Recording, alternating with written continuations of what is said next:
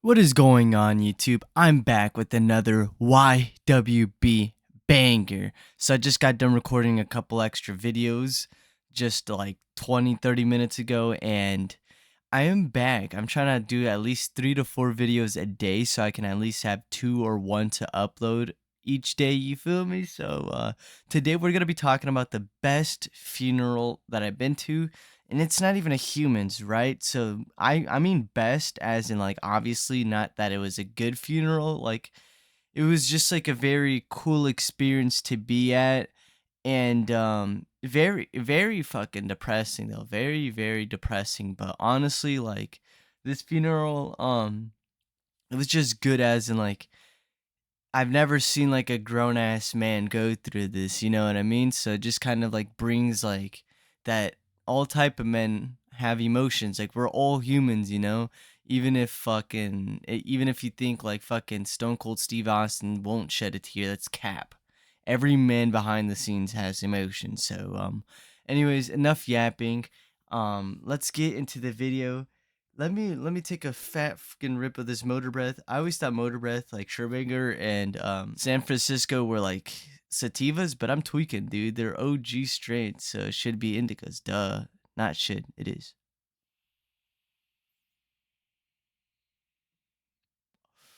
All right, mate. Let's go. All right. So this story time takes place. Excuse me, around 2023. This was like right after I got my tattoo, like literally a week or two after I got my first ever tattoo. And I don't really, okay, so I got to mention this. I don't really remember exactly how, let's call her Stella. So the unfortunate puppy who passed away. So I don't remember exactly when she passed. Like, I believe while I was getting my tattoo that she was still alive. So I think it was literally either a couple days after or like a week after I got my tattoo. So this is why OGT, I'm pretty sure, wanted to get that tattoo of the pit bull because he knew that she was sick. I'm pretty sure. This is all very hazy to me, so I really do apologize. But I do remember that she passed right after. Um and that's probably why he was getting like this prostitute to just get his mind off of her, which is very fucked up. But anyways, though, so around the time that I got my tattoo, right, we were staying at MC's, it was like a stepdad's place, and eventually he was gonna move to this place in downtown St. Paul, and I helped them pack up. And eventually, once we do move there, I do remember that Jay, my homie Jay, wanted to stay with me for a little bit, me and MC, and just basically like live on his own, basically from his own words. So we stayed in downtown for a little bit, and I think this is like 2-3 days after like moving first in with MC that we well, not really we, but MC gets a call from OGT, and T's kind of just like upset. He's asking MC if he can come over and just basically like just be there for Stella's funeral. MC is down, and he asked Jay and I if we'd want to come with. And I'm pretty sure this would have been Jay's first time meeting OG, and that I think about it, this would have been the day prior to Stella's funeral, okay? So we basically wanted to get fucked up the day before. We just wanted to have like a little kickback, and plus, like I mentioned before, that OG or slash OGT, um he had like this female with. I'm pretty sure it was like some girl he knew around the neighborhood, and I kid you not, this girl, or she was like in her fucking mid 40s, but she was fucked up. Like, she was going through a fucking alcohol psychosis. Like, and I mentioned this because like she wouldn't really remember, like, we tell her our names, or like, we talked to her and she wouldn't really remember the conversation, or like she'd just be like talking to herself. I like, it was kind of crazy.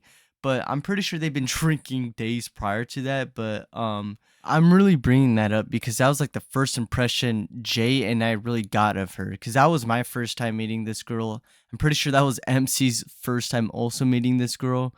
But from what OGT said was that they were like they hung out a couple days prior, he was banging her, and she just stayed basically. Like they drank throughout that time period and she just stayed. And I think that she was from the neighborhood because that's what freaking T said, OGT. He like said that like if she just didn't leave that he'd bring her back to her place and freaking tell her kids to take care of her basically.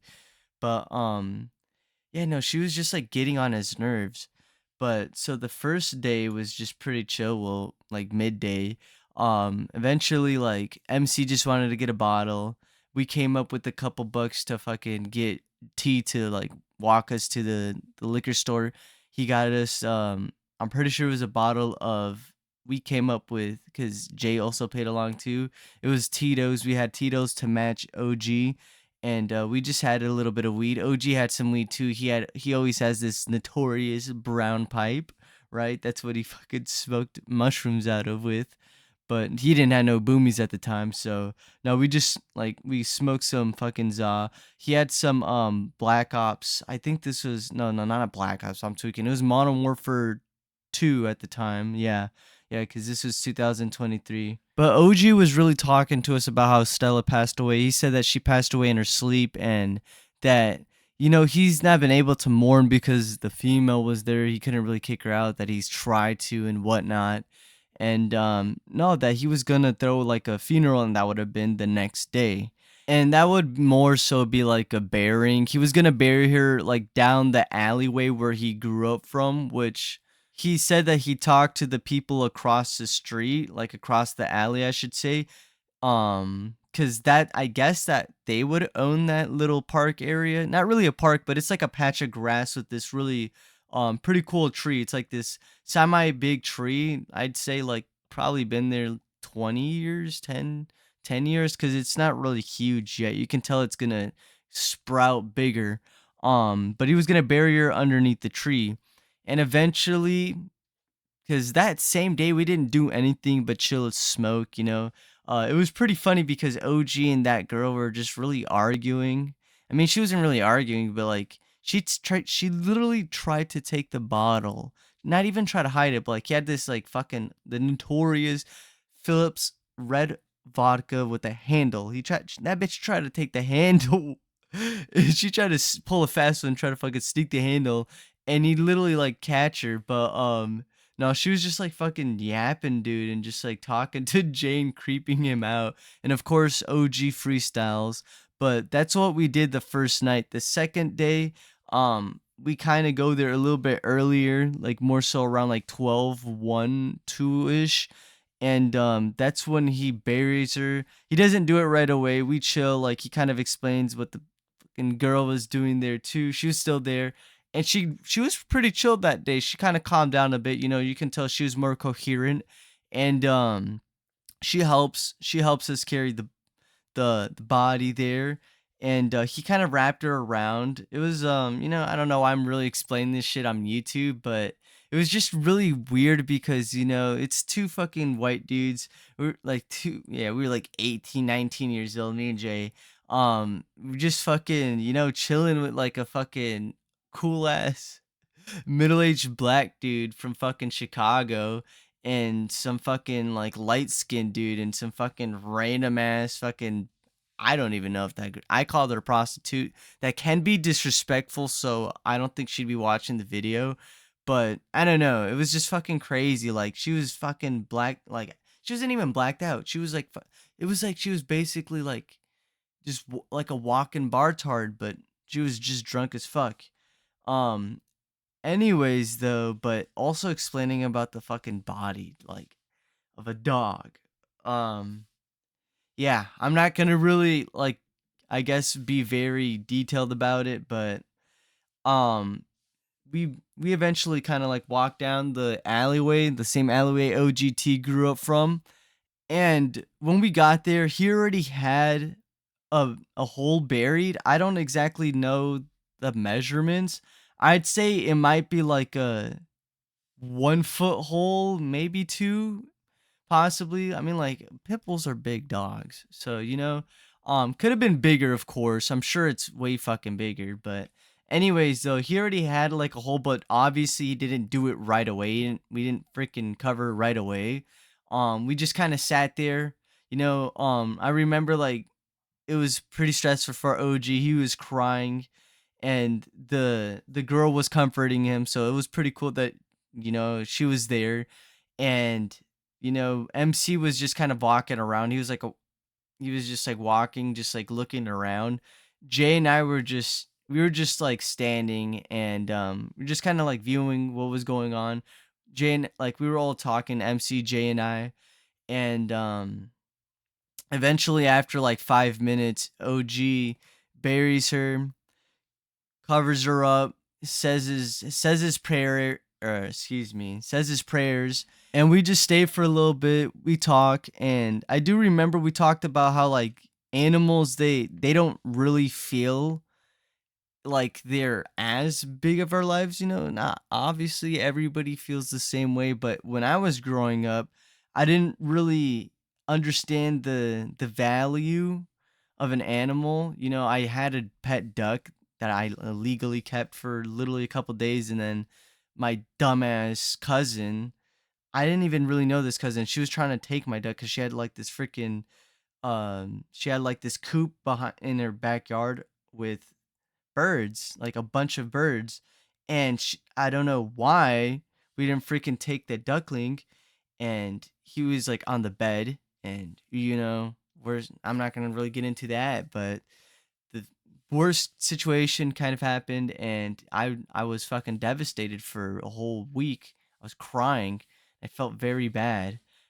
But animals, you don't really understand. Kind of like with parents, same thing with parents. You don't understand the relationship until the until like it ends, and then eventually you kind of like learn from that, and you learn how to really cherish relationships, because you gotta learn from your mistakes, and that's what life really is about. That's how you become a better person. But what I'm saying is, you don't want to take things for granted. You don't want to take your pets for granted. You don't want to take your parents for granted. You don't want to take your grandparents for granted, or anything really in life for granted.